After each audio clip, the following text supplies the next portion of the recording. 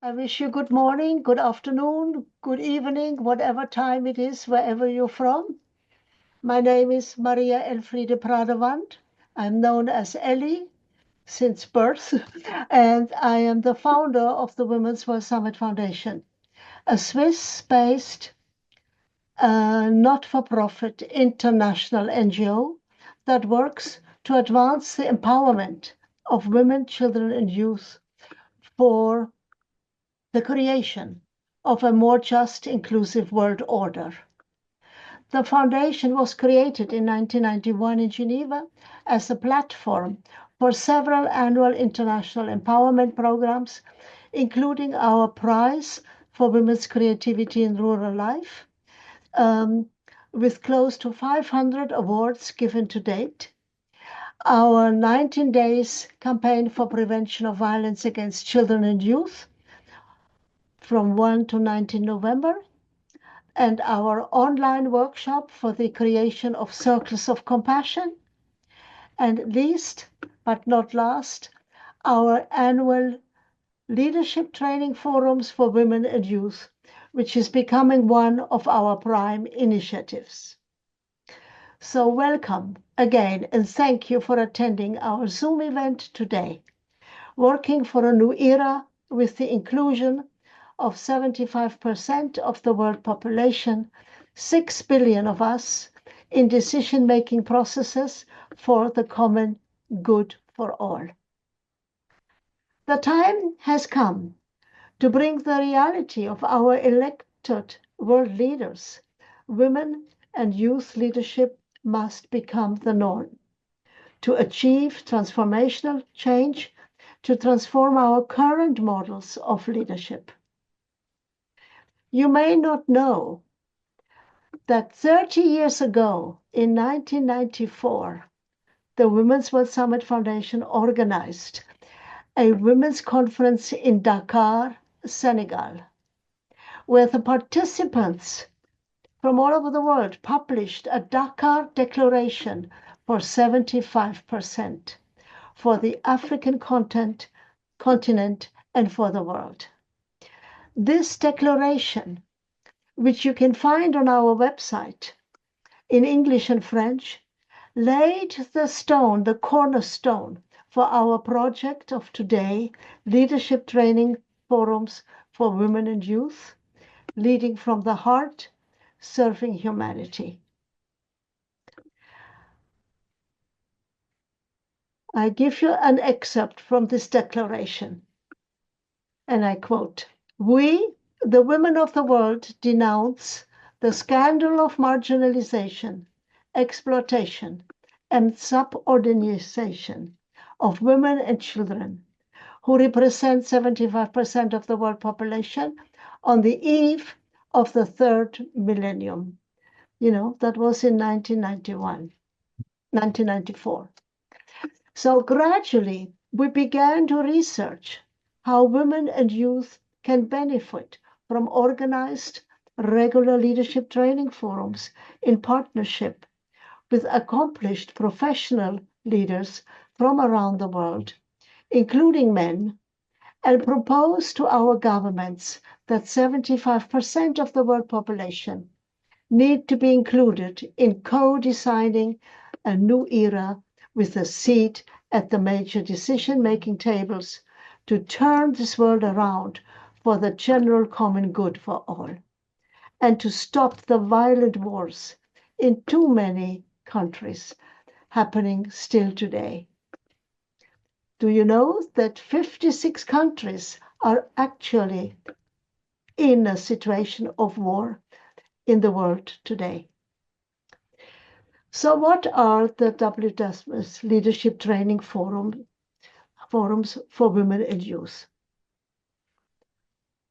They provide a platform for dialogue between experienced social workers and leaders from diverse sectors, each with unique experiences and a shared commitment to leading from the heart to serve humanity. Through this exchange, they aim to challenge and unlearn outdated leadership models while creating new systems and paradigms that foster inclusion for 75% of the global population. Their work emphasizes the importance of human rights, compassion for those in need, and support for communities most affected by climate change and poverty. By advocating nonviolence and leading with empathy, they strive to bring even the most aggressive opponents to a place of mediation where collective goodwill can replace outdated practices of brutality with more peaceful, just solutions. The purpose of the leadership training forums are: one, to develop the power of leading from the heart to serve humanity, which is about a personal and spiritual development created in our own hearts, which moves us toward more compassion, sharing, goodwill, and right human relations. Two, to create new conversations in newspapers, radios, social media, TV programs, schools, faith-based groups, sports events, etc., that 75% leadership training forums are among the many needed solutions to replacing outdated leadership models in power positions still today. To propose, number three, to propose partnerships between some of the UN binding conventions and commissions, like CEDAW and CRC, the Convention of the Elimination of Discrimination Against Women, and the Convention on the Rights of the Child, are for better public understanding of signed obligations by UN member states to create a new era for transformative leadership where everyone is held accountable. I believe personally that if we connect the two binding conventions of CEDAW and CRC, the world will better understand the problems women and children are facing in the world. And fourth, the present French narratives in the media that the public can engage with without feeling overwhelmed by the scale of current challenges. These initiatives aim to inspire people to embrace goodwill and positive human relations, fostering hope for a new beginning and an encouraging collective action for a better future. We must move forward with the conviction that goodwill and right human relations prevail, and that we can change the world by gathering the women, children, and youth to be a force for the common good, such as the world has never known. One of our leitmotifs. We need to care for humanity, respecting the only planet we have, and leaving no one behind. In short, learning to lead from the heart to serve humanity. On this topic, I have the pleasure of introducing our special guest speakers and give the floor to Mr. MINTZE von der Velde from the Lucis Trust based in Geneva. Mr. MINTZE von der Velde, he shares with us the power of world goodwill in our time. You have the floor.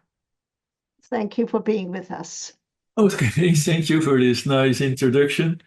It is a great pleasure as well as an honor to be present here tonight at this 75% campaign Zoom event on leadership training for women and youth. I want to take the opportunity to thank especially Maria ELFRIEDE PRADERVAND for the invitation. The focus of tonight is on women and youth and the part they can and should play in leadership. Goodwill is one of the most basic spiritual qualities of the human being and the great untapped resource at the heart of every human community. People of goodwill from all cultures, faiths, and professions are creating, through their words and actions, a new world where sharing, cooperation, and right relations are taking root and spreading. For those of you who are not yet familiar with World Goodwill, allow me a few words of introduction. Founded in 1932 as an activity of Lucis Trust, World Goodwill programs and publications are administered by an international group operating through headquarters in London, New York, and Geneva. I'm here in Geneva. There's no membership, and programs are available to all people of goodwill without any charge, whereas the work is funded entirely by donations. World Goodwill is an accredited non-governmental organization with the Department of Public Information, DPI, at the UN in New York, and it maintains informal relations with a wide range of national and international non-governmental organizations. The Lucis Trust is on the roster of the United Nations Economic and Social Council, and we strongly believe that the UN should be supported as the main hope for humanity's future. In promoting recognition of the power of goodwill in our time, World Goodwill has three primary objectives. The first one is to help mobilize the energy of goodwill through education and through subtle action with programs that draw on the power of thought. At the heart of every human being, there is a reservoir of goodwill accompanied by deeper warrior-like qualities as the will to good and the will to love. Let's get rid. Okay. The second is to foster a universal spiritual perspective on the future, centered on the idea that all faiths throughout history have anticipated an age of peace and justice, ushered in by a world teacher who embodies divine principles. Despite the clamor of populist forces claiming for attention today, we believe that there is a rising tide of goodwill in the world today. This is a sign that the appearance of such a teacher, expected by different traditions under different names like the Christ, the Kalki Avatar, the Bodhisattva, Lord Maitreya, or the Imam Mahdi, is now imminent. And the third objective is to study the causes of major world problems in such a way as to reveal universal principles, spiritual practices, and actions that contribute to the healing, transformation, and resolution of the problem. People of goodwill are those who think and act with a measure of loving understanding and of concern for the well-being of all. The energy of goodwill is potentially a powerful force for social change, yet its power remains largely unrecognized and underutilized. World Goodwill fosters understanding of this energy and the role it is playing in the development of a new humanity. You will understand from this our close cooperation and support for the Women's World Summit Foundation. When we talk about right human relations, what do we mean? Of course, this includes relations between people, between communities, between nations. However, it goes further, or perhaps deeper. It includes right relations with other kingdoms of nature too, the animal, the plant, and the mineral worlds. Humanity should exercise stewardship over these kingdoms and not consider them as mere commodities. It is the thoughtful, planned action of networks of goodwill that is driving the response to all the problems of our age.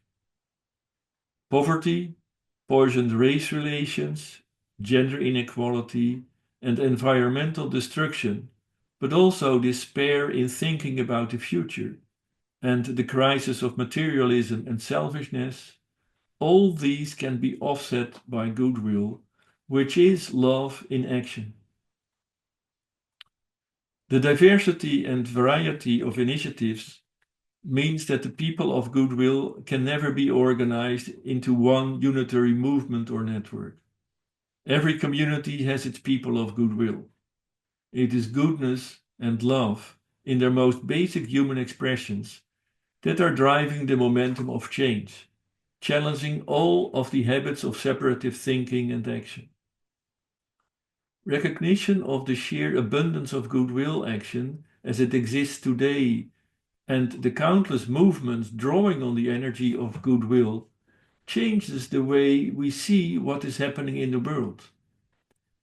It is empowering and gives us grounds upon which hope and faith in the future can grow. Truly, goodwill has the potential to become the keynote of a new civilization of wholeness. The heart of humanity is sound. Our era is notable for the growth of goodwill and altruistic endeavor.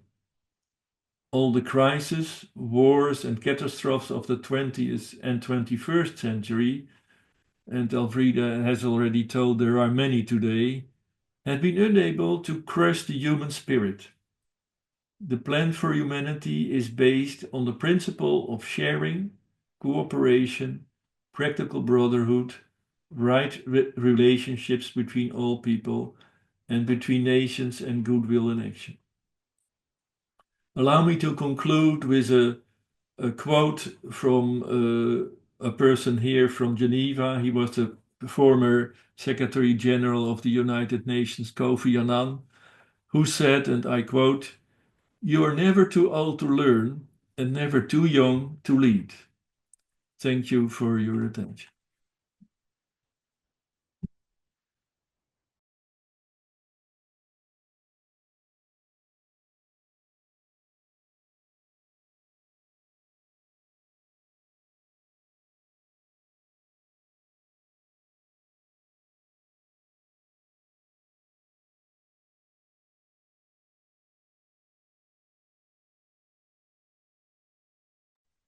Voilà, c'est bon. Okay, sorry.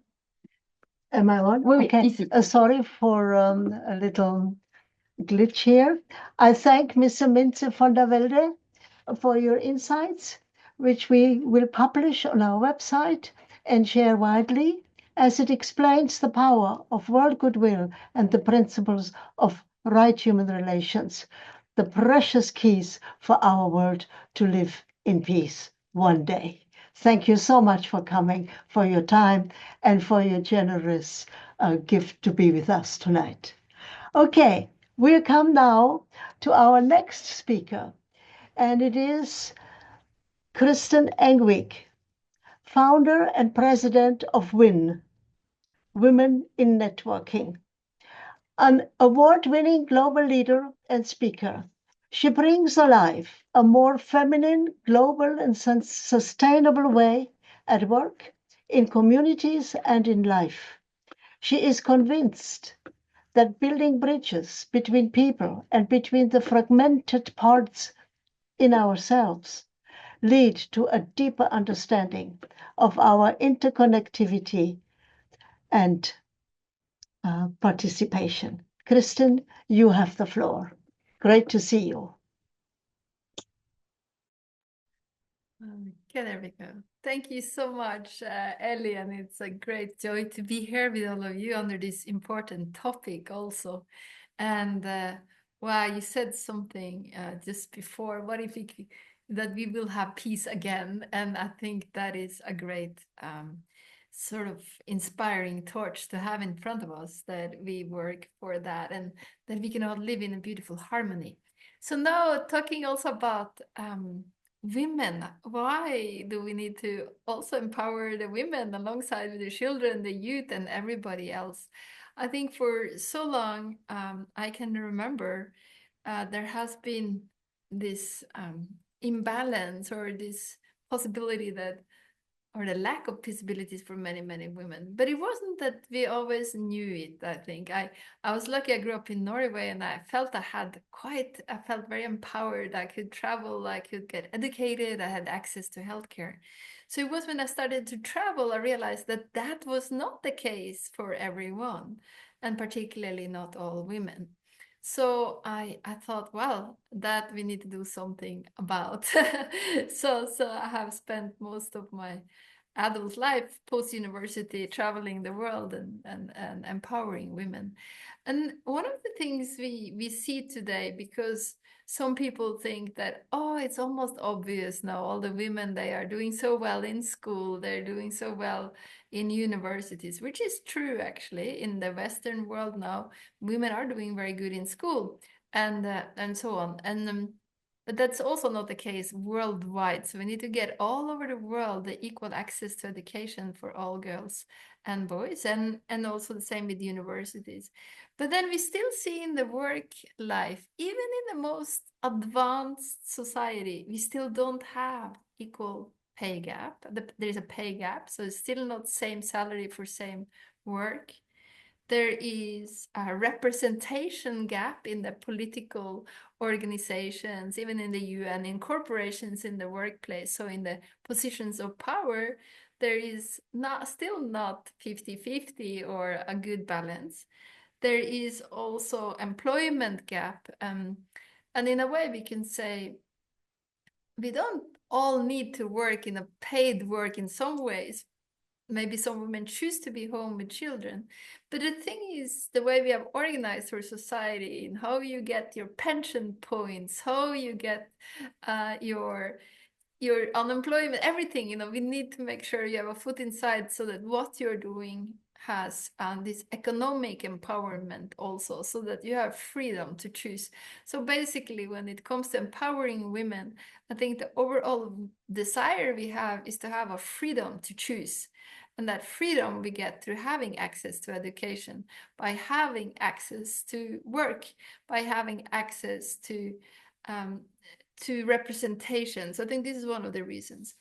Now, why is it so good for a society that women are empowered? I mean, it can be good for ourselves, but we also know now, if you look at stats from the World Economic Forum or other big organizations doing research, it's very clear that the nations that have a higher gender parity, where women are empowered just as the men, those countries are doing better. So there is a positive correlation in a society between women being empowered and how well that country is doing. So look at the WEF studies, for instance, the World Economic Forum. Then you can look at organizations, companies, for instance. There is a group called the Best Place to Work. And they also said that when you have workplaces where you have better gender balance, so where the women are more empowered, just like men, those places are companies, workplaces where the level of happiness, the level of there's lack of absenteeism, and those companies are doing better. So not only nations are doing better with better gender balance, also companies are doing better. And when you have up to 3 or more women also on a corporate board or anything like that, you will see that these organizations are also doing better. So there is, even besides the human part, besides the human rights part of empowering women, there is also a political and an economic reason why this is good for our countries and our organizations. And we also see that on an individual level in countries where there is a high level of trust, and where again the women have more freedom, there is also a higher level of happiness. And this happiness and this well-being in companies and in societies is not only found in the women themselves, also the men are doing better in all these places. So to empower women is obvious now through stats, to research, that it's not only about them for the sake of them.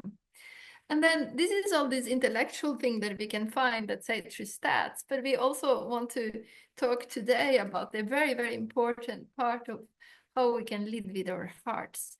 And I think this is obviously not necessarily gender specific. However, we know that through the beginning of time, women have been the carers of children. They have cared also for their parents. They have cared for society. So that caring part has been extremely important. And it has required our emotional side, or it required our spiritual connection as well, and our collaboration. And these qualities are now so, so important, and they need to get valued. So often we know, if you look at statistics also for salaries, people who are working in the so-called caring professions are often paid less than somebody doing engineering somewhere else. So it's also about how can we value the work of caring executed, done by both women and men. Because also, just as we work on empowering women, we also want to empower these qualities of our emotional and spiritual intelligences, of our heart leadership, and give it value. And I think also for so long, women and even some men, women have been also not always had the chance in this modern age in workplaces and so on to actually take seriously what they feel about things. And I see in my work in empowering women is also to say, no, feel what you feel, notice what you feel, notice what you sense, and take it seriously.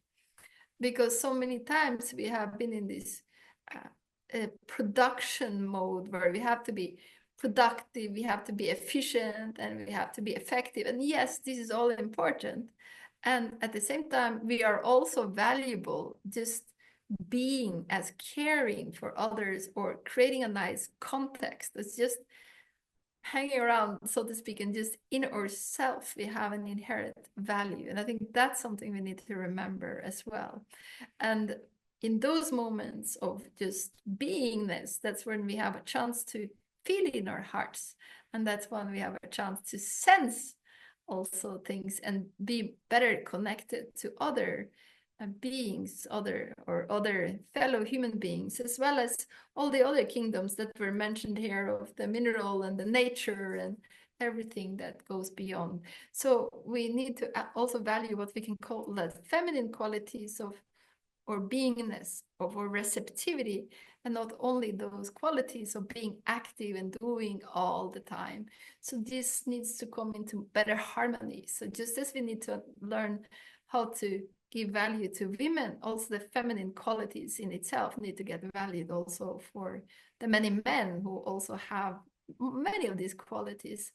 And I was also thinking it is important also. I've spent a lot of time bringing women together, and there is an old study from the Harvard Medical School. I think it's from 1952. It's very old, and it says it is very nurturing for women to spend time with other women, and that is something we need to also take into account. Sometimes in the modern workplace, we have had very competitive environments, and if you're in always has to be competitive, it can be very tiring for many women if you are not sort of, that was not what we were constructed, or that's not what we came in here to do. So I think we can learn it, yes, but at the cost. So in our empowerment of women worldwide is also waking up all the resourceful women to feel, to sense, and hence also being then able to show that goodwill, to show that help to those that have less.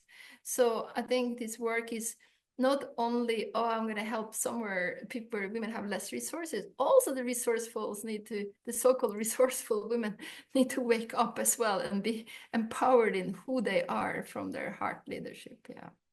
So these are some of the things I think we need to work on. And it's sort of just as it's about empowerment of women, it's also about awakening of women, that women need to awaken to who they really are.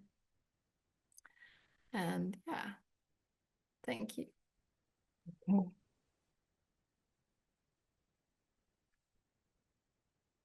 Juste, voilà, allez-y. Okay, thank you so much for sharing all your wins, successes, and experiences, and the transformation they bring to so many women in many places around the world. I watch your videos of your global conferences, and I'm just so impressed. And last time you said the women didn't want to go home anymore. They Yeah, wanted to they stay did. This is true. because something nurtured them, Yeah, because you say the right thing at the right time to the right people. And somehow, how can we do that in yeah, our culture where everything is just so judged and commented in a negative way? And I'm not even mentioning the hate speech that is going on television by our leaders. And I can't believe that we have sunk so low. But really, you are a role model, KRISTIN, in empowering women to make a difference in their workplace by building bridges and at the same time empowering them in return for other women to also rise and live more amply with a lot of compassion. You do that so well, and I congratulate you. Thank thank you. you. Thanks to you also for being such a role model yourself. Thank you. Okay, we now will be sharing the message from Marianne Sebastian, the founder of the Swiss association Voix, Libres, who is unfortunately not able to join us as a speaker today. She is in bed with the flu, and we apologize for that. However, she did send us her message, and if you don't know her, I recommend that you really look up her website and the extraordinary work she does. And when I asked her once, okay, how are you doing all this? So much is doing. She said, it's only from my heart. I can do it. So I would like to now give our colleague Ariane PUGLIESE, who will read her message to us today. And Arianna, are you ready to present Marianne? Okay, Always. you have the floor now. Okay. Thank you, Winnie. First of all, it's an honor to be here with all of you and to represent the work that Marianne does. So I'm going to try to make it as much justice as I can. So she's the founder of Voix Libres International, and her humanitarian commitment has been recognized with numerous awards, including the International Prize for Human Rights. She has a triple background in social work, education, and literature, and she has an exemplary career as a business leader, opera singer, but also voice therapist. So in Bolivia, her utopia of creating a solidaristic society led by young people from the mines, the streets, and the trash has become a reality. In 24 years, 2 million beneficiaries, 2 million beneficiaries have managed to turn poverty into a positive strategy. Voix Libre is today ranked as the 58th best NGO in the world based on criteria of impact, innovation, and sustainability. And it incorporates an innovative vision with solutions that emerge from the children themselves, which is crucial today and for the world of tomorrow. The work of Marianne Sébastien invites us all to explore the power of contribution as a path to personal healing. Love and compassion can transform not only the lives of others, but also our own inner journey and path. In this journey, voice and service become instruments of unconditional love, liberation from inner blocks, and awakening to a life of meaning and wholesomeness, a life of meaning and fulfillment. Marianne shows that serving and loving can create miracles in everyday life. Now, as a 20-year-old myself, I would like to talk about something that affects not only youth, but humanity as a whole, and that is youth leadership and integration. Often, when we think of leadership, we picture people in high positions of authority, like political leaders or CEOs. But the truth is that leadership isn't just about titles. It's about vision, purpose, and above all, empathy. Today, that leadership is coming from youth, and I'm so proud to represent a generation driven not only by ambition, but by a genuine drive to build a more just and compassionate world. The leadership young people are showing today is not just about addressing the problems of our contemporary era. Actually, it's also transforming the way we think about leadership itself. Across the globe, we're seeing examples of young people driving some of the most inspiring movements of our time. Movements for social justice, movements for environmental sustainability, for gender equality, and many, many, many more. They are at the forefront of the fight against inequality, advocating for human rights, and pushing for a world that works for everyone. This is the very essence of true leadership, to act with purpose and mission, while understanding that the challenges we face cannot be solved in isolation. For the future to be just, equitable, and sustainable, we need to design it together. We cannot create a future for youth without youth. Today, we're already seeing the incredible impacts of youth-inclusive initiatives across the globe. From local movements to global campaigns, young people are proving their capacity for leadership, creating their own tables while claiming their seats at the existing ones. For example, starting at the individual and collective level, the number of leadership initiatives and youth-led programs is growing exponentially, with young people consistently demonstrating their creativity and drive to develop innovative ideas. For example, just to cite a few, initiatives like the Youth for Change, the Young Activist Summit, Alliances for Youth Action, and many other youth-led platforms are amplifying their voices and making meaningful contributions to a wide range of global issues today. Then on the national level, many countries are actively creating national youth councils to ensure that youth priorities, including educational reforms, climate action, and access to mental health services, just to name a few, are directly reflected in national policies. Some examples include Iraq's 2030 National Youth Vision, Ghana's Youth Climate Council, Rio de Janeiro's city-level Pact for Youth, or even Canada's Prime Minister Youth Council, which represent real progress in that regard. Finally, on a more global and international level, heads of states at the Pact for the Future this year recognize children and youth as agents of change, highlighting the need for intergenerational dialogue and engagement. The need to consider the views of youth, alongside, obviously, those of older generations, in policy and decision-making processes is crucial in ensuring that we safeguard the needs and interests of future generations. The fifth phase of the World Programme for Human Rights Education continues to prioritize youth while expanding its focus to include children, two pivotal groups today and tomorrow that will shape the future.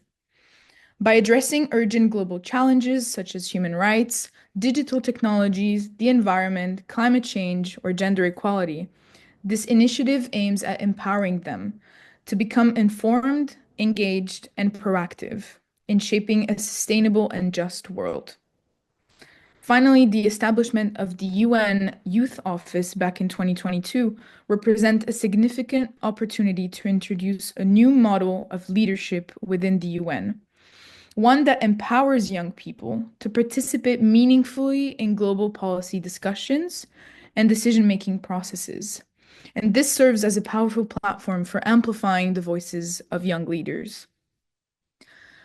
But we must do even more. This is not enough. Leadership isn't about experience alone. It's about perspective. Young people bring fresh, innovative ideas that are crucial for addressing the complex challenges we're facing today. They are the ones asking the tough, hard questions, but they are also the ones offering bold solutions. And it's everyone's responsibility to support them. We need to dismantle barriers to participation. We need to invest in youth-led solutions. We need to promote diversity and inclusivity. We need to build partnerships and mentorship programs. We need to facilitate youth-led networks. We need to encourage youth entrepreneurship. We need to foster intergenerational dialogue. We need to recognize and amplify youth achievements. Basically, in a nutshell, we need to normalize youth representation. The world has seen what youth can do when they are empowered. So let's continue to invest in their education, their health, and their dreams. Let's not just give youth a seat at the table for saying that they have a seat at the table. Let's actively listen to their voices, value their contributions, and support their leadership. Leadership doesn't need to be a top-down approach. It can and should be collaborative, inclusive, and heart-centered. This is the kind of leadership that youth are bringing to the table, and it's the kind of leadership our world needs. Thank you. Can you unmute? Well, thank you so much, Arianna. I must say, every time I hear you speak and work with you, it is such a pleasure. And I already told her, and I tell everybody who is on this call, that she will probably replace a huge leadership in the United Nations. And I wish you all the best, because you are on the way to now get your license to then look for a good job. Thank you very, very much for everything you shared and for being our intern. And we love you very much. And we hope that we stay connected and keep on the good work. And really, you need to create these tables for the youth where they can meet among themselves and tear down the walls that we have created for a better world. Thank you so much.